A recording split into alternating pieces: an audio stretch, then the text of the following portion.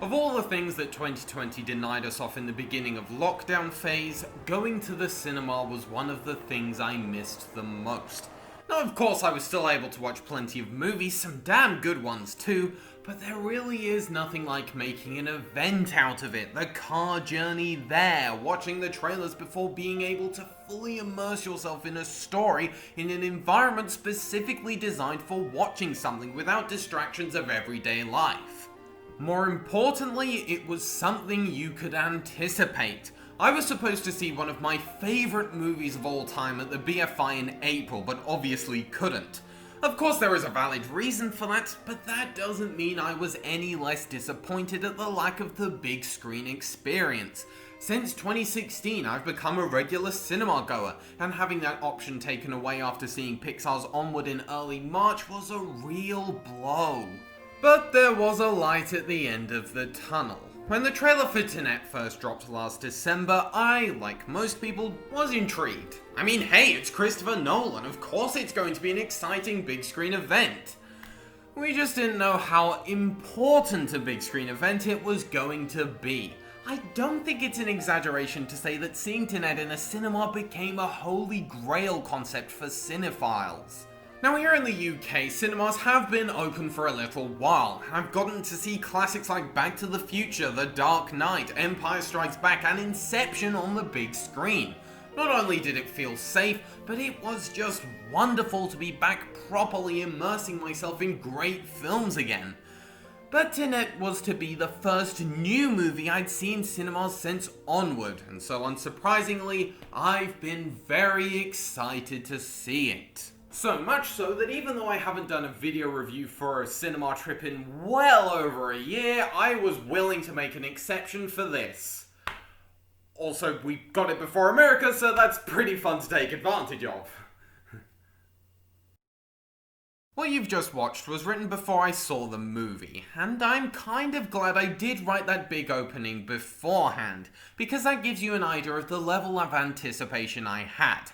Maybe the weight of that COVID had on theatres put unfair expectations on this film to deliver a transcendent cinema-going experience that would be as impactful as Star Wars in '77 and leave us all in a euphoric state.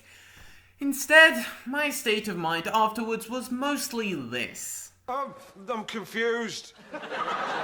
I have a feeling that Tenet will divide wider audiences when it reaches the US. I genuinely think that there's going to be a vocal majority that'll hate it, and I mean hate it. I was hoping this video would be me praising a masterpiece that would stand as one of the few highs of a mostly downbeat year, but my thoughts are a little more complicated than that. I'd go as far as to compare it to The Last of Us Part 2. Both are incredibly ambitious in their storytelling, taking big risks and going all in on what they set out to do. In many ways, I can actually admire that, but the execution isn't entirely satisfying. Within the storytelling, that is. The presentation is incredible, from the cinematography to the effects. The soundtrack is great, as are the performances. The big screen experience is gripping, it's loud, those vibrations that you actually feel inside your body are powerful, and the action scenes are an absolute wonder to behold. There is some insane imagery in the last third, a true spectacle in which I had little grasp on what was going on. There's certain things that I can't go into that I still don't really get. This is easily Nolan's most complicated film, and that's really saying something. There's parts that I don't understand and, more crucially, care that much about. Inception offers the spectacle whilst having a decently compelling emotional hook. Tenet struggles with that. The characters are well acted, but I wasn't particularly attached to any of them, and an attempt at the emotional hook just doesn't make a whole lot of sense. The story is very messily told, I can acknowledge that, but this internal battle in my mind still brings to mind that there are some brilliant set pieces. The time inversion stuff leads to a part in the second act that was incredibly satisfying to witness, and the choreography and visuals are truly compelling. It's a jaw-dropping display of expertly crafted action that barely makes any sense even after having time to wrap my head around the story. I'm simultaneously underwhelmed yet overwhelmed by this movie. I have no idea how it could play on a second viewing, whether things start to come together or if it falls apart even further.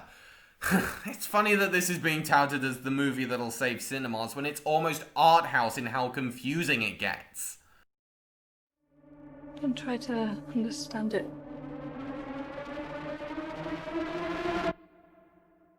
Feel it. A lot of reviews have quoted that line as the defining bit of advice going into Tenet, and I want to commit to that notion, but there's enough exposition trying to get you to care that takes away from that and just leaves me frustrated by its needless complexity. It's memorable for sure, and there's sights and sounds that are well worth experiencing on the big screen if you're comfortable about going. It either needed more time to flesh out a plot and character motivations, or it should have committed to being a visceral experience a la Dunkirk. But what we're left with is a grandiose spectacle clashing with an overly messy storyline. Well, there you go. That's what I made of Tenet. Not entirely how I would have liked to have spoken about it, but hey, I'll still be thinking about it for a while, and that always counts for something. Anyway, thank you very much for watching, I hope you enjoyed, leave a like, subscribe to all that good stuff, and check out the link in the description for my Letterboxd account if you want some more film-related content from me. Goodbye!